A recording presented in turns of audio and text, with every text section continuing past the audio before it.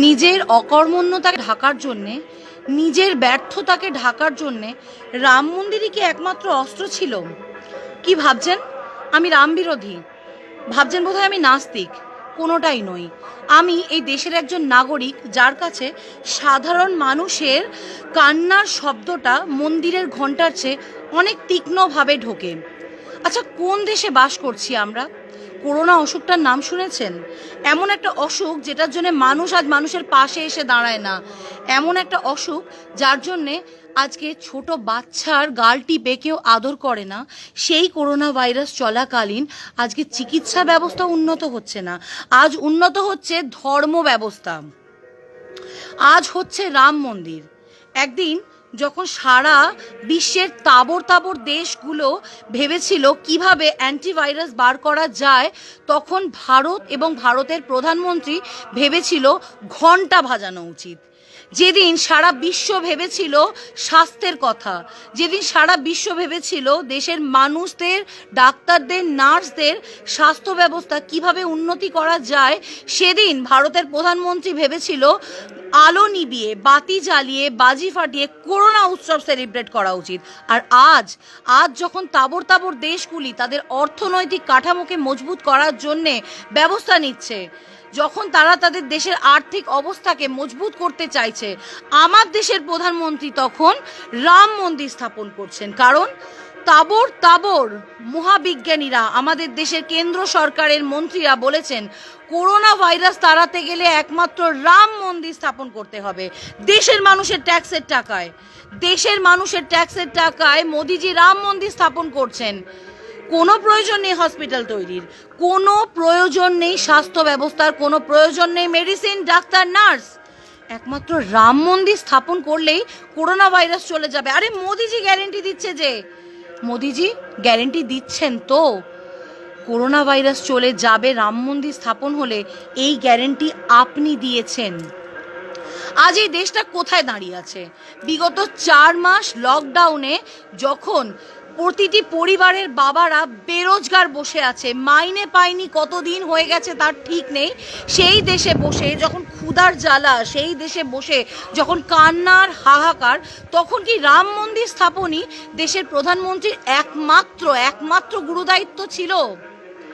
আবার এমনি সেমনি পুজো নয়, দামি দামি মিষ্টি খাইয়ে, দামি দামি লাড্ডু বানিয়ে পুজো, 3-4 রকমের কস্টলি কস্টলি বাদাম, গাওয়া ঘি, খোয়া ক্ষীর, এই দিয়ে তৈরি হচ্ছে প্রসাদ। আজ যখন মিষ্টির দোকানের সামনে দিয়ে একজন বেকার বাবা পাস করে না, দ্রুত গতিতে ছুটে পালিয়ে যায়, কারণ সে জানে তাকে বাড়িতে গিয়ে তার সন্তানের কাছে এই মিথ্যে কথাটা বলতে হবে, বাইরে করোনা ভাইরাস চলছে, বাইরে তো করোনা, মিষ্টি আনা যাবে না। আর সে তখন তার শূন্য পকেটের কথা ভেবে দীর্ঘ নিঃশ্বাস ফেলে। যখন প্রতিটা সংসারে হাহাকার, আগুন জ্বলছে, খিদে খিদে, মানুষের পেটে তখন খিদে, তখন আমরা দেশের মানুষের টাকায়, দেশের ট্যাক্সের টাকায় একমাত্র রাম মন্দির স্থাপন করছি। এটা ভারতবর্ষেই হতে পারে এবং ভারতবর্ষের মানুষই এটা মেনে নিতে পারে। দেখে আশ্চর্য লাগে। হয়তো মাত্র 10টা টাকা বাঁচাবার জন্যে একটা পরিবার তাদের সংসারের বাচ্চাটার মুখে হাসি ফোটাতে পারে না। 10টা টাকা বাঁচাবার জন্যে আজকে লকডাউনে বাচ্চার চোখের জল মোছাতে পারে না যে দেশের মানুষ, সেই দেশের তহবিলকে ভাঙিয়ে এত টাকা খরচা করে রাম মন্দির স্থাপনই যদি করা গেল, তাহলে সেই টাকা খরচা করে, এটা আমি প্রশ্ন করি, কেন দেশের মানুষের আর্থিক কাঠামোকে ঠিক করা গেল না? আর যে টাকা দিয়ে রাম মন্দির স্থাপন হচ্ছে, কেন সেই টাকা খরচা করে মানুষের পেট ভরানো গেল না, একটা সংসারকে চালানো গেল না? আজ আমাদের মতন সাধারণ মধ্যবিত্ত মানুষদেরকে কেন সামান্য আর্থিক সহযোগিতা দেওয়া গেল না? এ কেমন রাম? এ কেমন রামের পুজো? এই রাম দিয়ে তো কেমন একটা রাজনীতি গন্ধ ছাড়ছে মোদিজি। এ তো নরেন্দ্রনাথ দত্তের রাম নয়, এ নরেন্দ্র দামোদর মোদির রাম। আরে মোদিজি, আগে মানুষকে বাঁচতে দিন, মানুষ বাঁচবে তবে তো তার ধর্ম বাঁচবে, এটা ভুলে যাবেন না। আগে মানুষ, তারপরে তার ধর্ম। শ্রীরাম না, আমাদের বুকের ভেতরে থাকে মোদিজি, সেই ভক্তি দেখাবার জন্যে আমাদেরকে ঢাকঢোল পেটাতে হয় না। আজ হাওড়া এসে দেখুন 500 বছরের পুরনো রাম মন্দির যাগযজ্ঞ এবং শ্রদ্ধার সাথে পুজো হয়। সেই রাম আমাদের বুকের ভেতরে থাকে। এই রাম আপনার রাজনীতির রঙে রাঙানো রাম নয়। আর আমি আরেকটা প্রশ্ন করতে চাই, এই সময় তো মোদিজির নিজের কোয়ারেন্টাইনে থাকা উচিত, এই সময় মোদিজির খোদ গৃহবন্দী হয়ে থাকা উচিত। কি ভেবে উনি রাম মন্দিরের প্রধান অতিথি হলেন? আজ উনি রাম মন্দিরের ভিত স্থাপন করতে আসছেন, যিনি নিজে করোনা ভাইরাস কোয়ারেন্টাইন নেওয়ার প্রয়োজন যার, তিনি রাম মন্দির স্থাপন করতে আসছেন।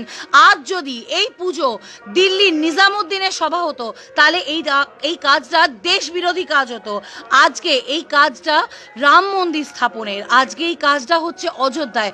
তাই মোদিজি দেশের ভালোর জন্যে রাম মন্দির স্থাপন করতে আসছেন বন্ধুরা। মোদিজি দেশের হিতের জন্য রাম মন্দির স্থাপন করছেন।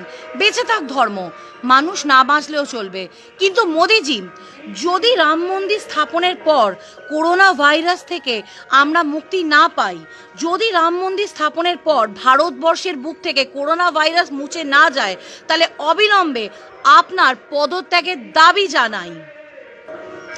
আজ আপনাদের সাথে একটা কবিতা শেয়ার করতে খুব ইচ্ছা হচ্ছে, একটা কবিতা শোনাবো। আজ দেশে আগুন জ্বলছে, পুড়ছে, মানুষ পুড়ছে, অত্যাচারী রাজা তার মনোইচ্ছা পূরণ করছে। আজ অনাহারার মহামারীতে দ্রব্যমূল্য জ্বলছে, গরিবের কথা ভুলিয়ে রাজা রাম মন্দির গড়ছে। কোটি টাকা খরচ করে মন্দির তুমি গাঁথো, দেশের মানুষ পায় না খেতে, সেই খোঁজ কি রাখো? আজ রুটি হলো রক্তে মাখা, জয়ধ্বনিতে রাম। মন্দির নয়, মানুষ বাঁচাও, উন্নত হোক, শান্তি হোক, হোক ভারতবর্ষের নাম। নমস্কার।